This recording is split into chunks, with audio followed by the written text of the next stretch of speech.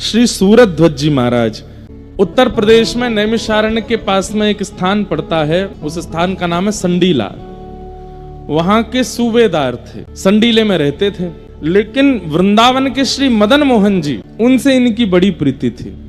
कभी कभी वृंदावन जाते थे और मदन मोहन जी का रूप देख करके ये इतने आनंदित हो जाते थे, बस उनको देखते ही रहते थे। कहते हैं एक बार इन्होंने मदन मोहन जी की बड़ी याद आई, लेकिन कार्य में इतने व्यस्त थे कि वृंदावन नहीं जा पा रहे थे। तो नगर में भ्रमण करते करते वहां पर गुड़ के बहुत सारे छोटे छोटे गुड़ के बाट ऐसे एक बैलगाड़ी के ऊपर रखे थे। इनके मन में आया कि मैं तो वृंदावन नहीं जा पा रहा, ठाकुर जी के लिए कुछ प्रसाद भिजवा देता हूं।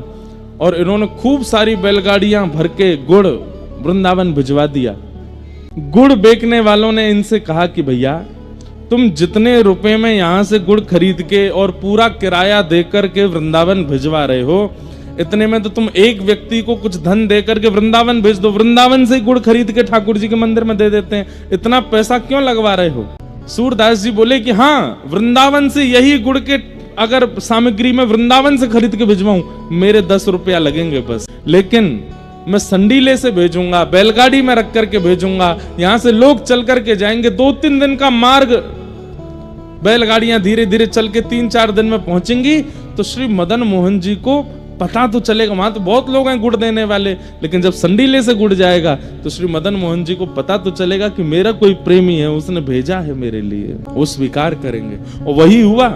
3 दिन बाद वो गुड़ पहुंचे और रात्रि का समय था। जब गुड़ पहुंचे, श्री मदन मोहन जी का शयन हो चुका था, रात्रि के 12-1 बज रहे थे। मदन मोहन जी तो विचलित हो गए, श्री जी से बोले अरे सुनो, सुगंधी ना आई का? बोले काय की? बोले गुड़ की। गुड़ तो घनेरो पड़ो है रसोई घर में, रोज ही आती रहे। अरे रसोई घर वाली नहीं, बाहर ते आ रही है सुगंधी। श्री जी बोली हाँ आ तो रही है। बोले सूरत ध्वज ने भिजवाए संडी लेते। बोले तो मालपुआ खावे को मन कर रो है। श्री जी बोली रात के 12-1 बज रहे हैं, शयन कर लो। नाय नाय मैं तो अब ही खाऊंगा। तो बोले पुजारी जी को जाके स्वप्न दे दो। सोई ठाकुर जी पुजारी जी के स्वप्न में प्रकट हो गए।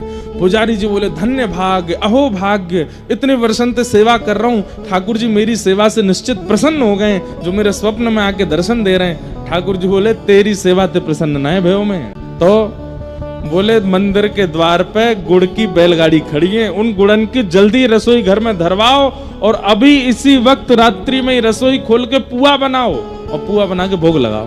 पुजारी जी बोले अच्छा, तो मेरे प्रेम से नहीं रीझे हो आप? ठाकुर जी बोले तो तू रीझ जाऊंगा, लेकिन तू पहले पुआ बनवा। तो पुजारी जी बोले जय जय, नेक देर रुक जाओ, 4 बजे तक सो लो, फिर मैं उठ के बढ़िया बनाई दूंगा। और गुड़ तो बहुत धरो है, पहले पुराना जो रखो है बाकू प्रयोग में ले लेंगे, नए वाले को फिर धीरे धीरे लेते रहेंगे। तो ठाकुर जी क्रोधित हो गए और स्वप्न में ही डांटने लगे। बोले देख तू सवेरे उठेगो, तुम रसोई जैसे स्नान करवे जाएगो, स्नान घर में गिर जाएगो, तेरा मूड फूट जाएगो। अब ही उठ के जा और अब ही आ वक्त जाए के बाहर ते गुड़ लाए के मुकु पुआ बना, मुकु अब ही पवा, मेरे प्रेमी ने भेजो। अरे मेरो प्रेमी है सूरत ध्वज, मानो वहां से गुड़ भिजवायो है, अभी पुआ बनाओ। रात्रि 12 बजे पुजारी जी उठ के गए, स्नान ध्यान किया। पहली बार इतिहास में 1:30 बजे रात्रि में रसोई बनी और रसोई में पुआ बने। 2 बजे ठाकुर जी के कपाट खुले और जाकर के ठाकुर जी को मालपुआ का भोग लगाया। प्रेम से ठाकुर जी ने पाया और फिर जाकर के बोले अब जाके सो जाओ, अब सोऊंगा मैं तन दुपट। और इन सब लीलाओं का दर्शन सूरत ध्वज जी को स्वप्न में हुआ। प्रसन्न हो गए सूरत ध्वज जी, जय हो मेरे मदन मोहन लाल, आप कितना कृपा करते हैं मेरे ऊपर, कितना प्रेम करते हैं मेरे ऊपर। एक बार की बात, वृंदावन आए थे और वृंदावन में श्री मदन मोहन जी के मंदिर में खड़े होकर के सूरत ध्वज जी एक पद गा रहे थे। नेत्रों में अश्रु भरे हैं और ठाकुर जी से बस यही कह रहे हैं, नाथ मैं आपको छोड़ के किसी और का नहीं हो सकता, बस आपका हूं। तो पीछे खड़े एक महात्मा सुन रहे थे। जैसे ही इन्होंने कहा संतन की पनही को रक्षक कहूं, पनही मतलब चप्पल, तो उन संत के मन में आया ये कह रहे हैं संतन की पनही को रक्षक, बड़ी बड़ी बात बोल रहे हैं मंदिर में खड़े होकर के, लेकिन ये कर नहीं सकते इस कार्य को। पीछे खड़े एक महात्मा बोले रुक जाओ, कल तुम्हारी परीक्षा लेता हूं मैं। अगले दिन सूरत ध्वज जी जितने दिन वृंदावन रहते थे, अष्टयाम दर्शन करते थे मदन मोहन जी का। अगले दिन जैसे ही मंगला का समय हुआ तो संत आए और मदन मोहन जी उसी समय भीतर प्रवेश कर रहे थे मंदिर में। तो संत आकर के बड़े दुखी होकर के खड़े हो गए। सूरत ध्वज जी ने उनका मुख देखा, बोले भगवान दर्शन करने चलो, मंगला हो रही है। बोले कैसे जाऊं? बोले क्यों? इतनी महंगी मेरी पादुका, कल कोई चुरा ले गया था, परसों नहीं पहनी, उस दिन भी कोई चुरा ले गया, रोज मेरी पादुका कोई ले जाता। अब मैं सोच रहा हूं कि पादुका उतार के कैसे जाऊं भीतर। सूरध्वज जी बोले मुझे ये सेवा दीजिए, आप दर्शन करो, मैं आपकी पादुका लेके बैठा हूं, आप जब दर्शन करके आ जाओगे आप पादुका पहन लेना, फिर मैं कर लूंगा दर्शन, और ये तो मेरी सेवा है, ये तो मेरा सौभाग्य। संत बोले नहीं नहीं नहीं, तुम्हारा नित्य का मैं देख रहा हूं 3 दिन से, तुम सुबह मंगला दर्शन और फिर श्रृंगार दर्शन और फिर ग्वाल दर्शन, बाल भोग दर्शन, सब राजभोग दर्शन, उत्थापन दर्शन, अष्टयाम दर्शन करते हो, मेरे कारण तुम्हारे दर्शन छूटेंगे। अरे नहीं, आप जाइए ना, आप दर्शन करिए, मंगला छूट जाएगी तो मैं अगला श्रृंगार दर्शन कर लूंगा, आप जाओ। और संत जैसे ही भीतर गए, सूरध्वज जी उन पादुकाओं को हृदय से लगा के बैठे और मन में क्या विचार कर रहे हैं? बोले एक पादुका श्याम सुंदर, दूसरी पादुका किशोरी जी हैं। आज तक तो ठाकुर जी दूर से दिखते थे, लेकिन आज मेरे हृदय से लग गए हैं, और लेख करके बस रोने लगे। वो संत भीतर गए, वो मंगला के दर्शन करके भीतर ही खड़े रहे, बाहर आए ही नहीं। घंटा 1.5 घंटा बाद श्रृंगार का दर्शन खुल गया, संत बाहर आए ही नहीं, भीतर ही बैठ गए। बोले आज देखता हूं, बड़ा कहते हैं संत, कभी तो चिढ़ेगा, कभी तो परेशान होगा, चिल्ला करके बोलेगा कि निकलो बाहर, कहां अंदर बैठ गए हो। लेकिन सूरध्वज जी तो बस ऐसे ही बैठे हैं। धीरे धीरे उजाला हो गया, धूप तेज हो गई, श्रृंगार का दर्शन, बाल भोग का दर्शन, ग्वाल का दर्शन, राजभोग तक आ गया। सूरध्वज जी ऐसे ही बैठे। मंदिर बंद हो गया, संत जी अंदर ही सो गए। 4 बजे पुनः उत्थापन हुआ, उत्थापन होते ही देखा बाहर अभी भी ऐसे ही बैठे हैं। थोड़ी और परीक्षा ले लूं, औलाई हो गई, शयन के दर्शन हो रहे हैं, लेकिन अभी भी सूरध्वज जी ऐसे ही बैठे। संत का हृदय पिघल गया, बोले कि ये कहते नहीं है, ये है इनके चित्त में, ये संतों की पनही के रक्षक हैं। निकल करके साधु बाहर गए और जाकर के सूरध्वज जी को हृदय से लगा लिया, कान पकड़ने लगे, मुझे क्षमा कर दो, मैंने आपकी परीक्षा लेनी चाहिए। कल जब आपके मुख से सुना संतन की पनही को रक्षक कहा हूं, इसलिए जानबूझ करके ऐसा किया कि आपके दर्शन छूटे और अपनी पनहियां आपके हाथ में दे दूं। मुझे अब आप जल्दी जाओ, शयन का दर्शन बंद होने वाला, आपका नियम ना टूटे, मदन मोहन जी को देख आओ। तो सूरध्वज जी के नेत्र सजल हो गए, बोले मैं सुबह से दर्शन ही कर रहा हूं, हे नाथ आपने आज मुझ पर इतनी बड़ी कृपा की कि मेरे वर्षों की मदन मोहन जी के दर्शन का फल आज मुझे प्राप्त हुआ। प्रिया प्रियतम दोनों मुझे निकुंज में लेकर के गए थे, नेत्र बंद करके मेरा शरीर यहाँ बैठा था, पर मैं प्रिया प्रियतम के साथ विहार कर रहा था।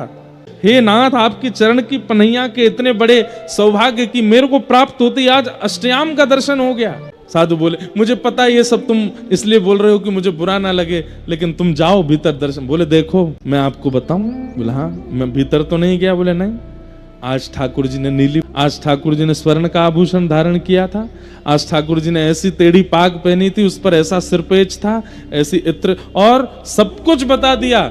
इत्र ऐसा था, प्रसादी ऐसी थी, प्रसाद में ये वाली कड़ी बनी थी, ऐसी रोटी बनी थी, सब बता दिया महात्मा को। सूरध्वज जी को हृदय से लगा, आप सुबह से बाहर बैठे, आपको कैसे पता? बोले बस आपकी पादुका का स्पर्श होते ही सब मिल गया। सूरध्वज जी जैसे ही मंदिर की ओर गए, कपाट तो बंद हो गए थे, शयन आरती हो गई थी, हाथ जोड़ करके बैठ गए। बोले जय जय, आज आपके दर्शन मानसी में हुए, प्रत्यक्ष नेत्रों को नहीं मिले, पर कोई बात नहीं, आपने बड़ी कृपा की जो ऐसे महात्मा की पादुका मुझे प्रदान की। मैं आपकी देहली को प्रणाम कर लेता हूँ, कल मुझे संडीले वापस जाना है, इसलिए मैं यहीं प्रणाम करके जा रहा हूं। जैसे ही अपना सिर नवाया, सब मंदिर से जा चुके थे रात्रि का समय, जैसे ही सिर नवाया तो देहली पर उनको पत्थर का अनुभव नहीं हुआ, कोमल कोमल कोमल चरणार बिंदों का अनुभव हुआ। जैसे नेत्र खोल करके देखा, साक्षात श्री मदन मोहन जी प्रकट हो गए हैं, और प्रकट होकर के सूरध्वज जी को अपने हृदय से लगा, एक क्षण के लिए हृदय से लगा के मदन मोहन जी अंतर ध्यान हो गए।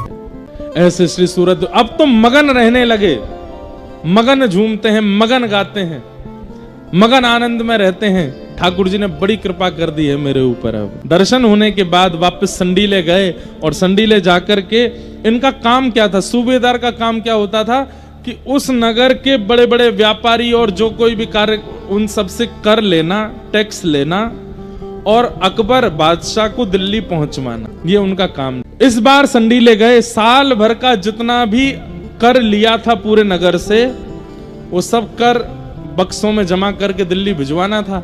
लेकिन इनके मन में आया, बोले ठाकुर जी का दर्शन हुआ, मैंने कुछ किया तो है ही नहीं, दर्शन का कुछ तो उत्सव मनाना चाहिए। तो इन्होंने क्या किया, जितना भी साल भर का धन आया था अकबर को भेजने के लिए, उन सब धन से आसपास के क्षेत्र में ढिंडोरा पिटवा के संतों को बुलवा करके सब संतों को पवा दिया, भंडारा कर दिया, ठाकुर जी के दर्शन का भंडारा किया। यहाँ दिल्ली से लोग आ गए थे बादशाह के कि भाई साल भर का जो कर है वो दो। तो इन्होंने सारे बक्सों में पैसे तो खर्च कर दिए, संतों को पवा दिए। तो इन्होंने पत्थर भर दिए और पत्थर भर के उनके ऊपर एक पत्र लिख करके उस पर लिख दिया, 13 लाख संडीले उपजे सब संतन मिल गटके, और आधी रात सूरध्वज वृंदावन को सटके। सब दे करके अकबर को बोले अब अकबर हमको जान से मारेगा। सब भिजवा करके और अपने सूबेदार की पदवी पर प्रणाम करके सीधे वृंदावन भाग गए। यहाँ जैसे ही लोग बाग आए, बोले महाराज संडीले का पूरा साल भर का कराया है। अकबर बोले खोल के दिखाओ। देखा तो पत्थर थे। बोले इसमें तो पत्थर हैं, एक पत्र लिखा है। बोले दिखाओ।